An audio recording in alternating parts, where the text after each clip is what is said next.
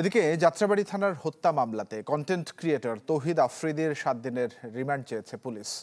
দর্শক, এই বিষয়টি নিয়ে কথা বলবো। সহকর্মী রমিজ হোসাইন আমার সঙ্গে যুক্ত হয়েছেন। রমিজ, কি তথ্য থাকছে?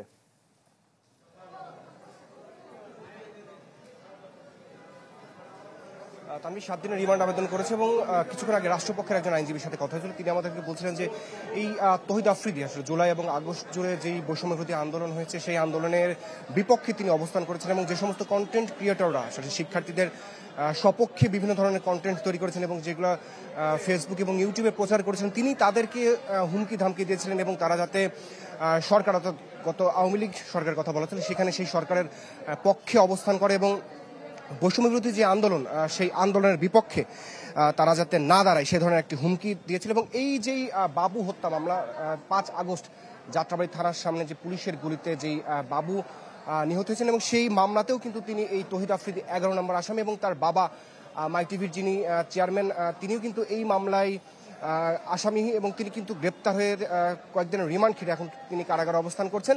এবং আজকে আসামি পক্ষের কোনো আইনজীবীর সাথে আমার কথা হয়নি, তবে রাষ্ট্রপক্ষ থেকে আসলে বলা হচ্ছে যে তারা সব ধরনের প্রস্তুতি রয়েছেন এবং রিমান্ডের সপক্ষে যে ধরনের যুক্তিগুলো রয়েছে আসলে এই বৈষম্যবিরোধী আন্দোলনে তৌহিদ আফ্রিদির যে ভূমিকা সেই বিষয়গুলো তারা অবশ্যই আদালতের সামনে উপস্থাপন করবেন এবং রিমান্ডের পক্ষে তারা যুক্তি উপস্থাপন করবেন। আসলে এখন পর্যন্ত তাকে নিয়ে আসা হয়নি। 2টার পরে চিফ মেট্রোপলিটন ম্যাজিস্ট্রেট আদালত তাকে হাজির করে 7 দিনের রিমান্ড আবেদন করা হবে।